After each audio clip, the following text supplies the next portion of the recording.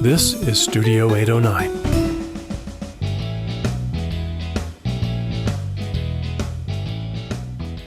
Hi, everybody. Welcome to the Outdoors with Hiking Bob podcast. I am your host, Hiking Bob Falcone. You can find me and everything you may or may not want to know on my website at hikingbob.com, which includes links to my social media, my columns, the Colorado Springs Independent, all the other podcasts we've done, my photography website.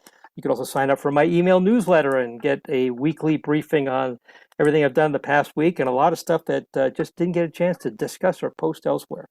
All that at hikingbob.com.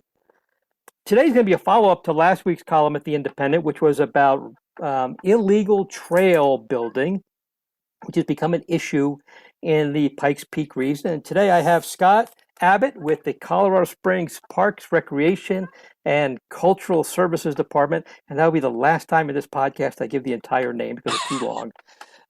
Scott, thanks for being here. Yeah, pleasure to be here, Bob.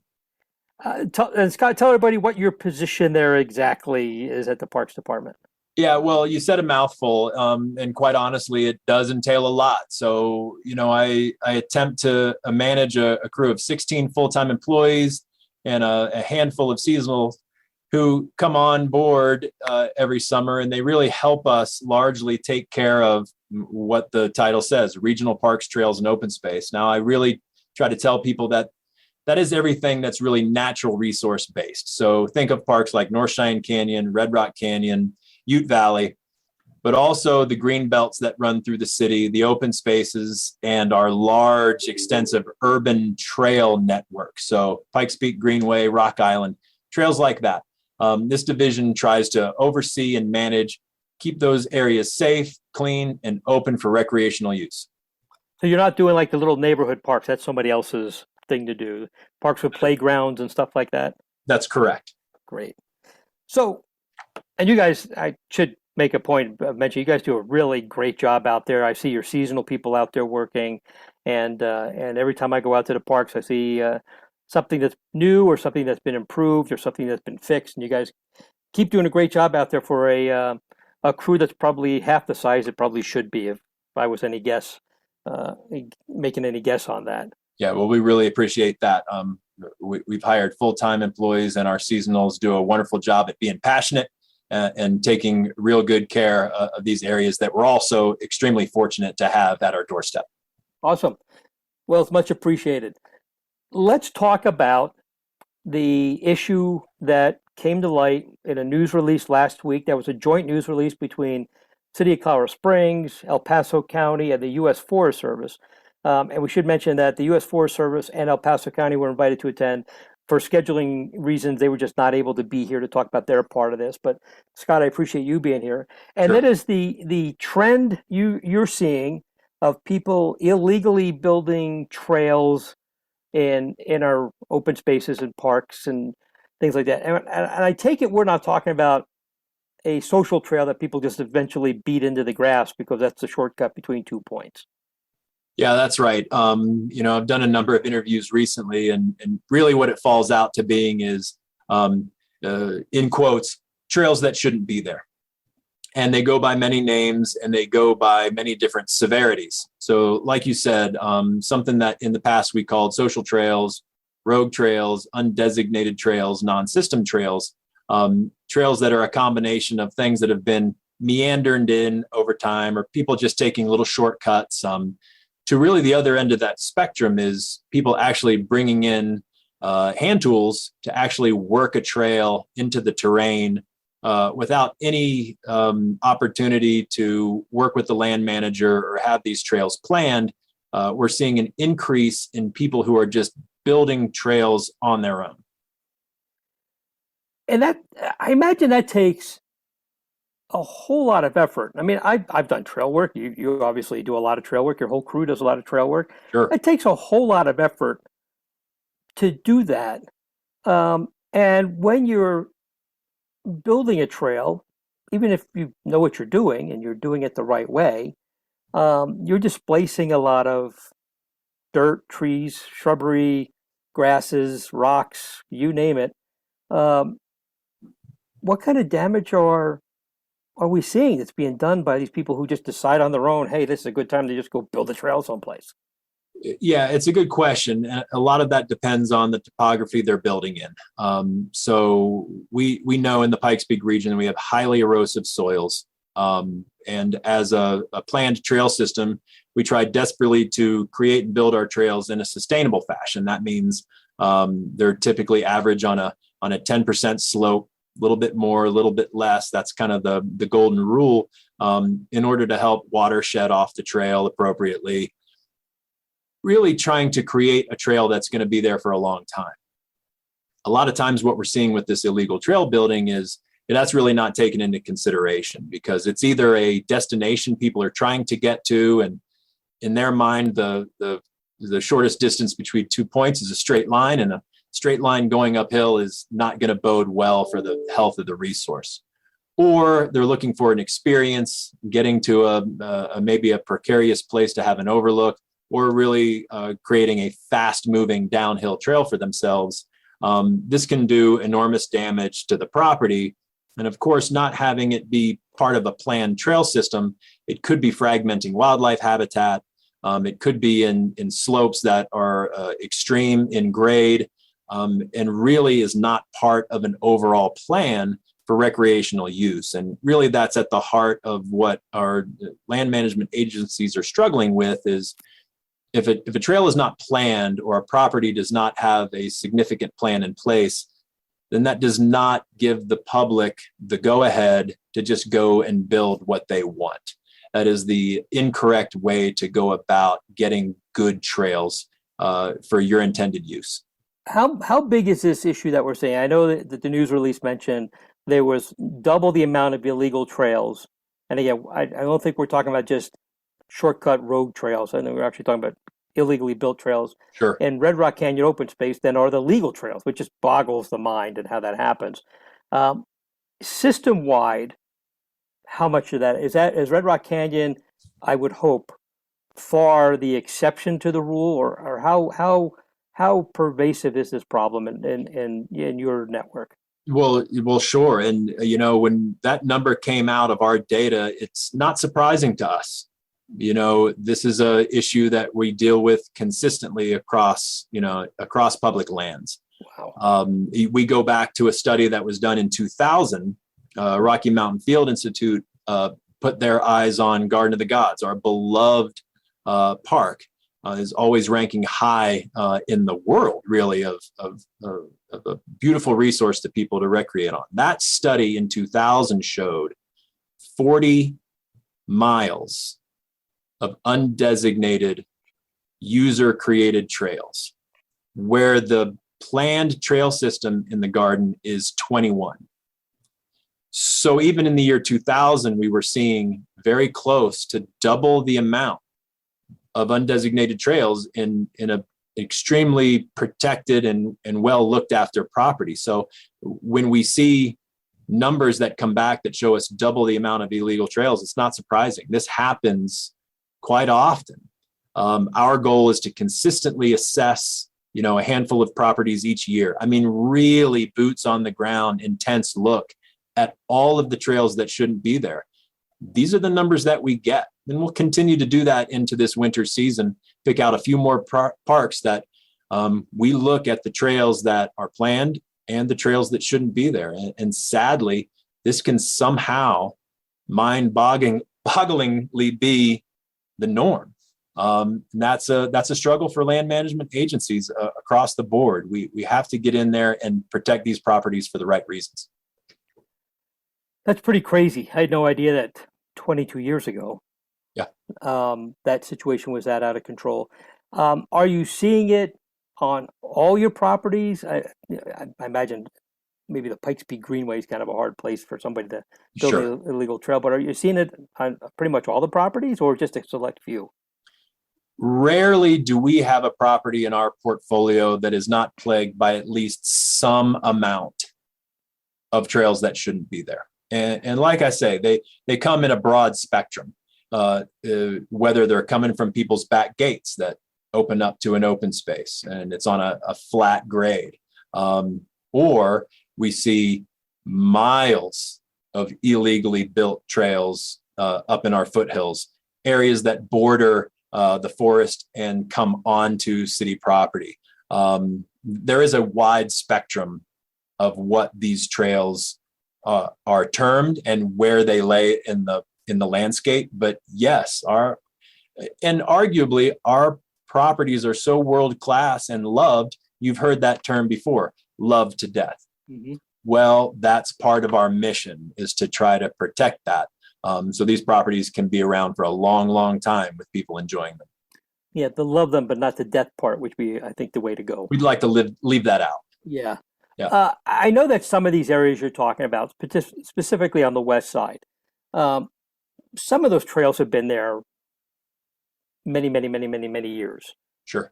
If you told me some of those trails were bordering on 50 years old, I would not be the least bit surprised. Right. People have been crawling around the foothills here for, well, the city's 150 years old, longer than that.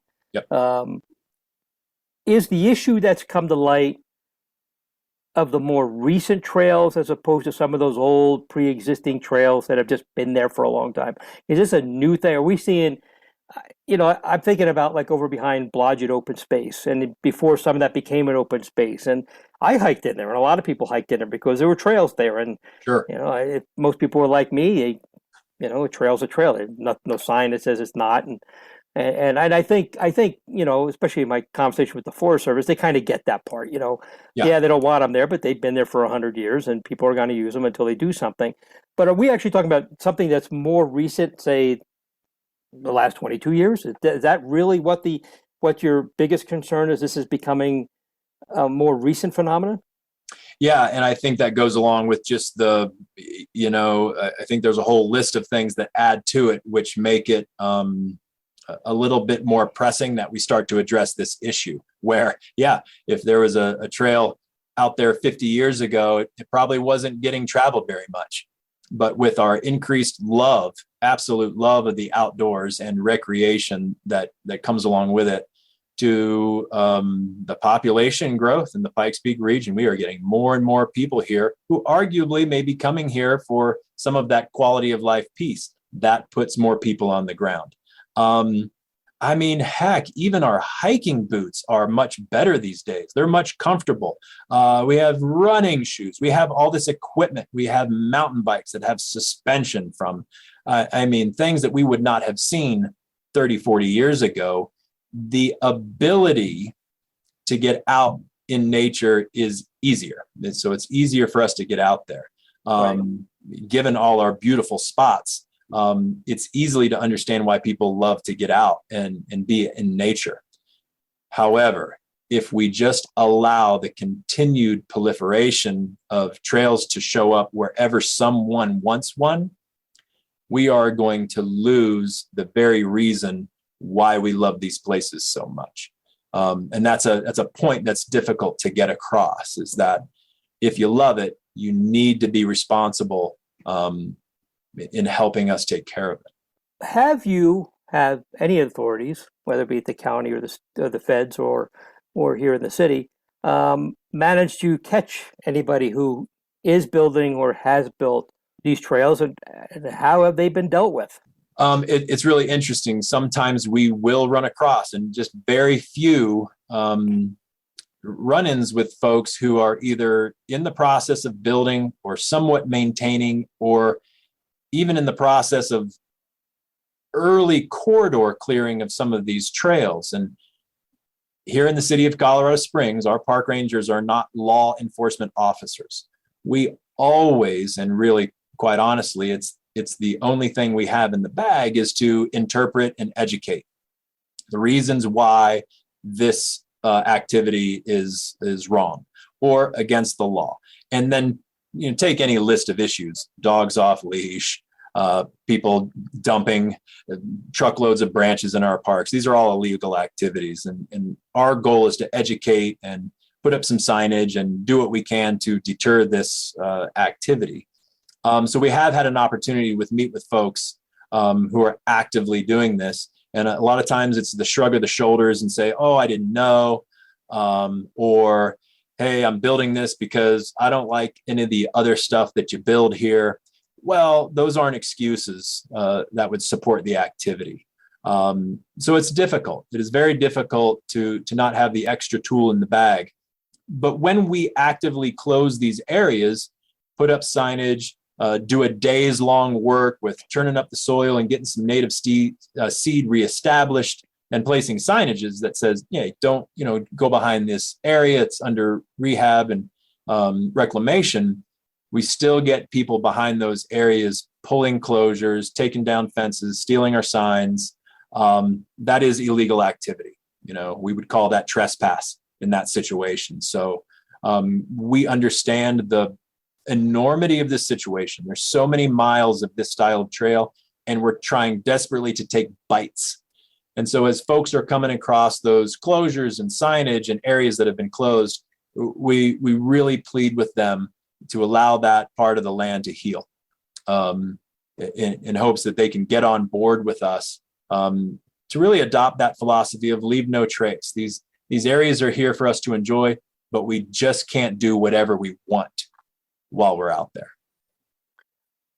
Has it gotten to a point, or has there been any instance where somebody has actually been legally dealt with? They've been cited or whatever by the authorities at the request of the Parks Department to, listen, this guy just not getting the message, or this gal or this person or whomever, just not getting the message. We need to do some enforcement action. Has that been something that's happened, or are you warning people that that's coming if they don't knock it off? In the past, that certainly has happened. We have a handful of repeat offenders that we've prosecuted in the past. I looked to Stratton Open Space some 10 years ago. We had an individual who was just continually tearing apart our closures because that person felt like it was their right to walk and do whatever they wanted in the open space. Recently, no. Recently, we have not had any opportunities to prosecute. So the precedent is there. We will happily prosecute folks who aren't getting it and repeat offenders. It's something that it's the last tool in our bag. But at least we have that ability to get with Colorado Springs Police Department and look at those opportunities for prosecution if it continues. It's kind of disturbing that that this is happening. And I'm, like I said, our friends at the county and at the Forest Service are having the same issue. I guess I'm kind of curious about the motivation here. Is it just that they think they can do a better job, or do people think that the Parks Department is not moving fast enough, or do they just disagree with what you're doing, or is it all the above? Or what would possess somebody to think that they could just drag a bunch of tools out there, and I'm assuming they're not doing this stuff solo, and some of their misguided friends, and go out there and decide that this is, we're just going to go build our own trail and we don't care what anybody does? What are you hearing is the motivation for people doing this? It's hard to put the needle on that. I think it's a little bit of everything. I really do. I think some people just don't know and might just be oblivious to where they are doing work.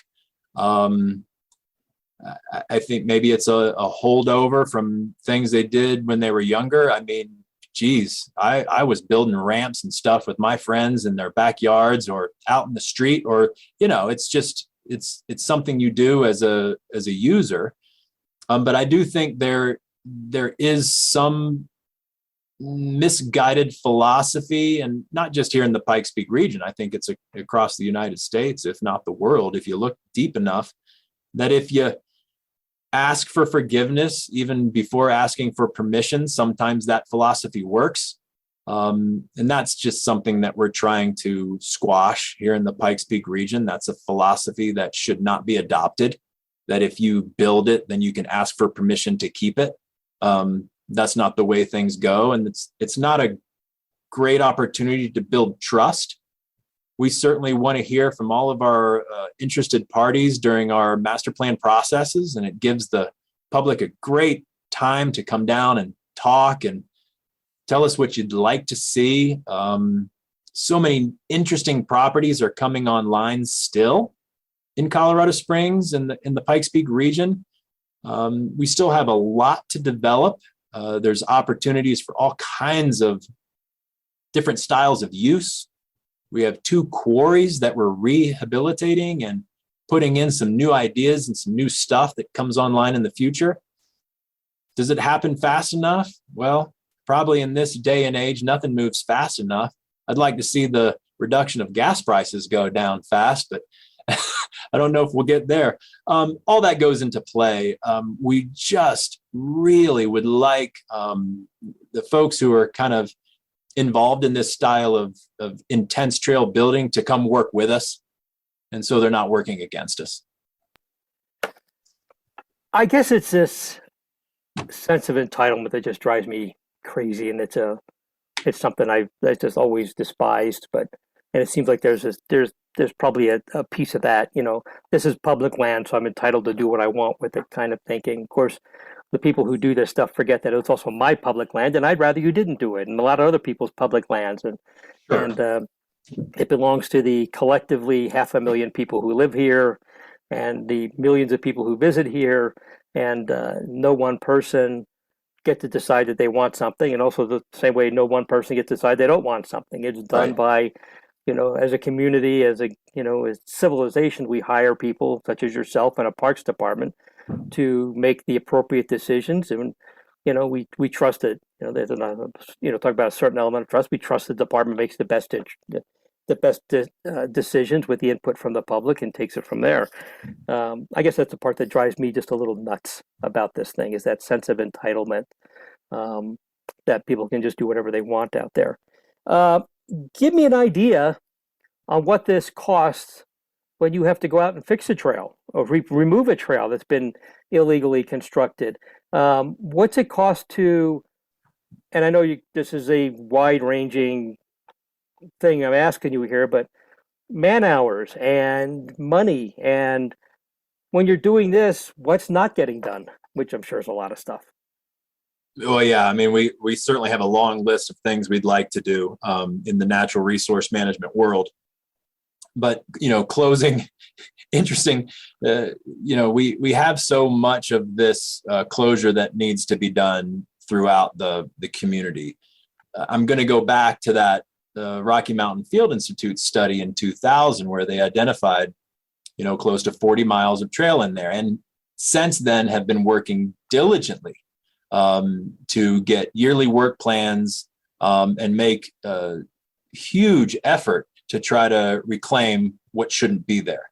And in 2018, they had a study redone and found that at that point, now we were at 9.7 miles of trails that shouldn't be there. So 18 years of work, they got close to 30 miles with an incredible amount of volunteer effort, support from the Garden of the Gods Foundation, support from the department, and just loads and loads of human resource to try to work that property back to a state of protection. Still a lot of work to be done. Just recently in Red Rock Canyon, a very recent project with Volunteers for Outdoor Colorado, we were able to utilize 40 volunteers for 8 hours on a weekend, and we were able to reclaim 1 mile of rogue trail. So that kind of gives you an idea of at least the time and effort it takes. With a huge volunteer workforce, the amount of money is minimal. We still have to support that crew and get the tools and some of the materials out on site. But if we were going to go in and hire contractors to really mechanically tear down some of these trails, like we're doing in the implementation for the Austin Bluffs open space, part of that trail build is also going to include rogue trail decommissioning to the tune of $25,000 in that specific project with the use of a contractor. So putting a number on it is again a moving needle, because we'll take the help anywhere we can get it. And largely that comes through the sweat, blood, and tears of volunteers. That helps us promote this philosophy of stewardship.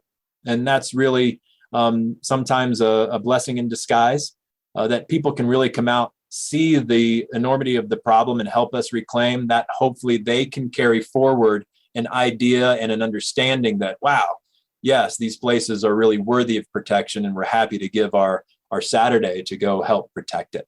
And there's just a lot of this work to do.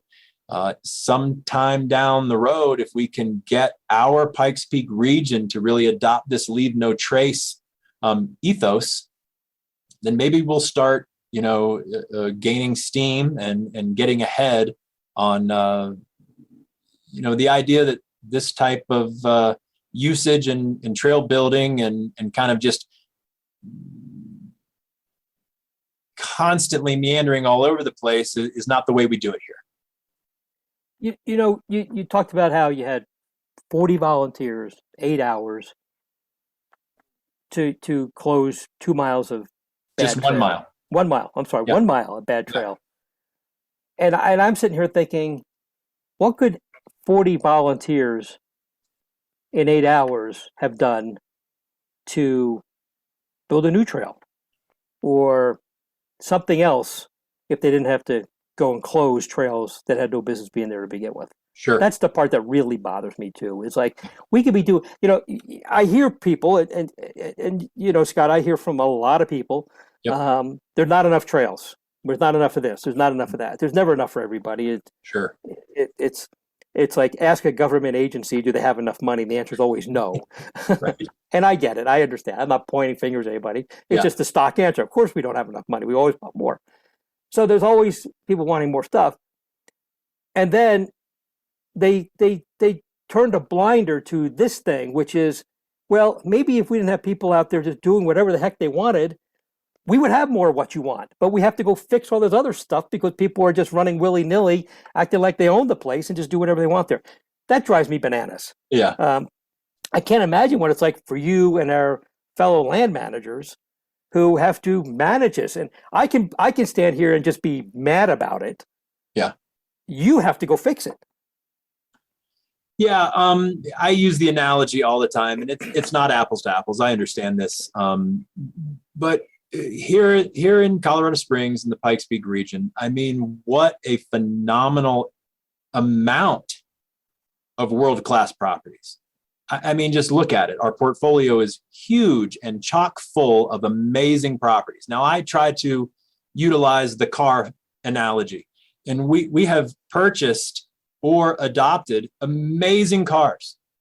And so you should be very proud of your purchase or what you have, accepted into your portfolio. And you got to get that car out of the garage. You got to give a little wax. Be nice to change the oil every once in a while, make sure the tires roll, and really be proud of what you have.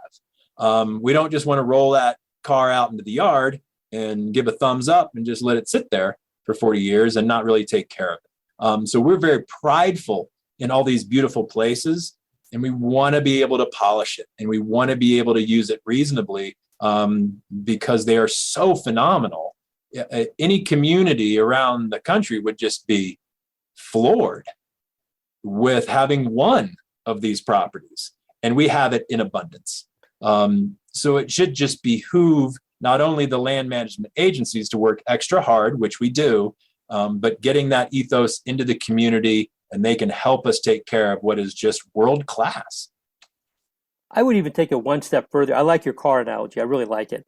I would take it one step further is the work that's done here. We buy land that you'll equate, and I'm going to hear from all these car owners, don't get anybody mad at me, that we're buying Volkswagens, we're giving them a little spit and polish, and when we're done, they're Porsches. Hey, yeah, I get it.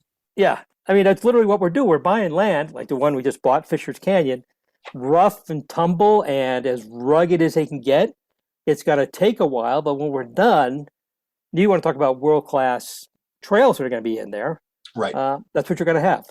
And that's kind of so yeah, I like your car analogy. I'm taking it a different direction, I guess. I like it. Something that, comes to mind is, and Fisher's Canyon, and thank you for bringing that property up, which is very rare in Colorado Springs that we've been able to acquire a property that really hasn't been impacted yet by what's what in some properties we buy, and there's just been decades and decades of just some sort of use on it, whether it had been tried to be developed, or it just has had a lot of usage with hiking and biking over the years, and then we get it. Then we try to rehab it instead of being able to start fresh with a blank canvas and really put some good thought out trails in place. I think it's more successful when we do it that way. But that just hasn't been the reality of how properties have come to us in the past. Yeah, Fisher's Canyon is going to be an amazing piece of property. The two quarries you talked about are going to be amazing. They talk about use that you have to rehab. Holy cow, they're quarries, for crying out loud. They've been dug to within an inch of their life, for crying out loud. And we got to try and find a way to make those recreation sites. And it's, none of this is easy work. So let's get past harping on the bad stuff. Yeah. And I mean, trust me, it deserves all the harping we're giving it. But I always want to come up with some positive. We have a park user who's out in their park, and they see maybe an opportunity for a new trail. There's an amenity they think people should be able to visit. There is maybe the existing trail doesn't quite work for them. Maybe they don't like where that trail is. Maybe it should be moved. Sure. What is their process, instead of them dragging their friends and some tools out there and running willy-nilly and just digging whatever they heck want up? What is their process? How do they go about saying, hey, can you take a look at this for us? Understanding it's like anything else in life, you may not get what you want, right. But what is their process on how to come to the Parks Department, or the Forest Service or whomever, and say, can you take a look at this idea I have?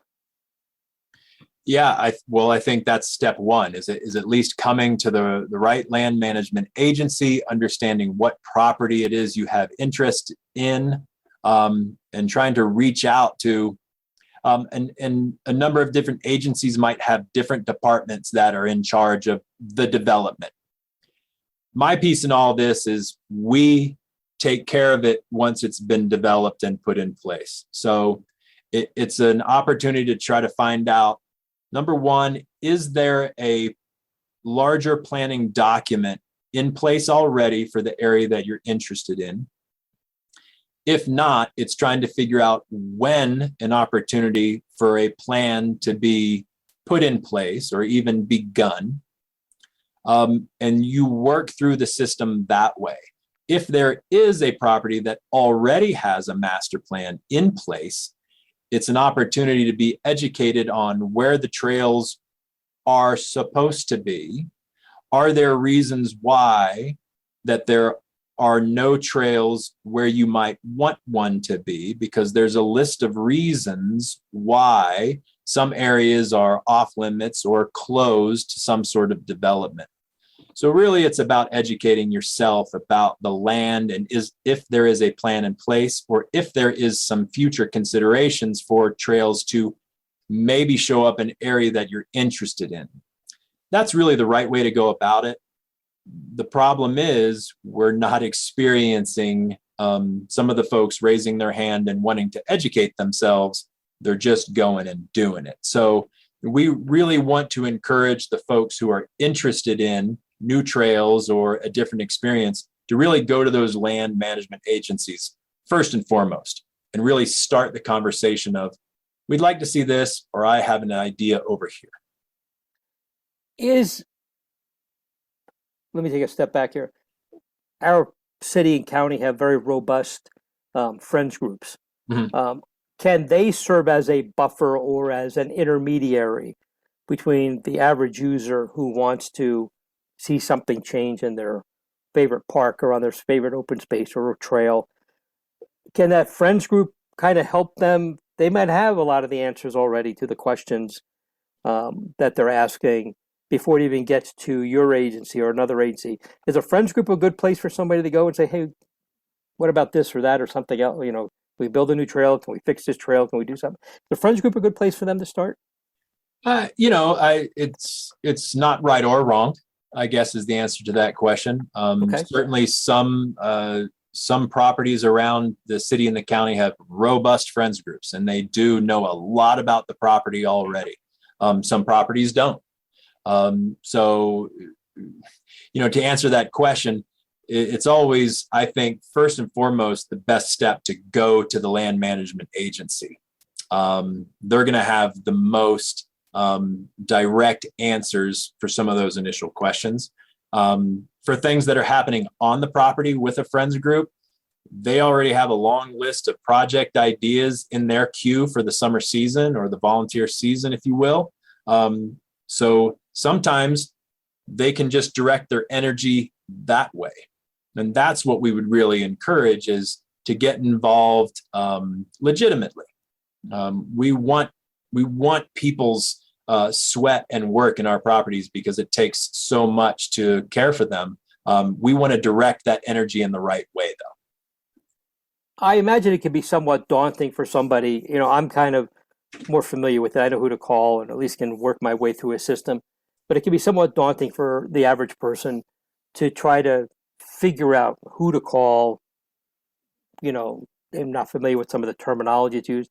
If nothing else, I would guess that a friends group could probably know which person at the land manager's agency would be the person to contact. Absolutely. Or how the process to go. So even if they don't have the answers, I imagine that they can very least say, well, here's the person you need to talk to. We've dealt with this person building trails, and they're the person to talk to, and maybe they can answer your question. So if nothing else, I see a friends group as being at least good for, I want to word that right, they're good for a lot of things. Obviously, they do a lot of tremendous work. But Agreed. if nothing else, they can point people in the right direction. If somebody approaches them and says, how do I do this?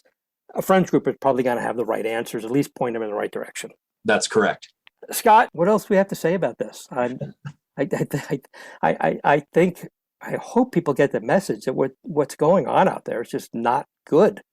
It's not right, but there's a right way to do things. I mean, there is a way to do things, and a lot of this is education. People may not know, although I can't imagine it. But all right, let's give people the benefit of the doubt that they may not know that what they're doing is not the right thing, and let's give people a little bit of benefit of the doubt that they're just not aware of all the intricacies. And I tried to touch on them in my column, and I even missed a few things like wildlife habitat that has to be concerned about. Sure. If anybody's been following the Ring and Peak Trail progress, trying to close that gap, wildlife is a big issue on the backside of Pikes Peak, and that's restricting where trails can go. And it's why Dome Rock State Wildlife Area, I was talking to somebody today about it, why you can't hike on half of it for 7 months of the year because of wildlife.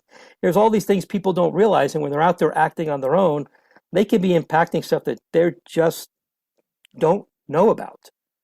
And that's, I think, part of the other message here. There's what's the first rule of being a smart person is knowing what you don't know. Right. I think that gets, sometimes we lose that. Scott, anything else you want to tell us about this, and what would be your final word to say to people to get the message across? Yeah, I think we covered a lot, Bob. I just keep going back to how proud we should be of our parks and our open spaces. Absolutely.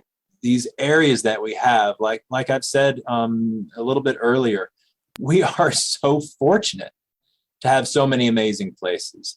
And I think regionally, we need to up our game for care and protection. Spotlight is on us. We are a top tier city to live, work, and play in. We have to up our game regionally to be able to show that we are responsible enough to love and care for these places, continue to work on getting incredible stuff to hike, bike, take the horse out. We have to show a level of responsibility that proves that we can take care of it and we can be responsible. There you go. Well, one of the first things about living in a great place is doing your own little piece to keep it a great place. So one of the ways to do that is not go build trails. Scott, thank you so much for being on. I really appreciate you taking the time. I know it's we had to work to get us into your schedule, but I appreciate you taking the time to talk to me today and talk to the people about A, what not to do, and B, more importantly, I think the right way to go about it and how to move along an idea they may have. Maybe a great idea. I've had great ideas about trails. I've had a lot of bad ideas about trails too, but you don't know until you ask somebody. Well, Bob, it's always a pleasure. I appreciate the time and the efforts in this. Thank you so much. All right, Scott. And with that, everybody, we'll say thank you, and we'll talk to you next time. Before you go, did you know you can rate and review our Studio 809 podcasts? That will help us because our egos really need to have thousands and thousands of listeners. But that helps our wonderful sponsors reach more ears too. And we do love our sponsors. So just go to Studio 809 or any individual 809 podcast in your iTunes or podcast app and click on ratings and reviews. Thanks.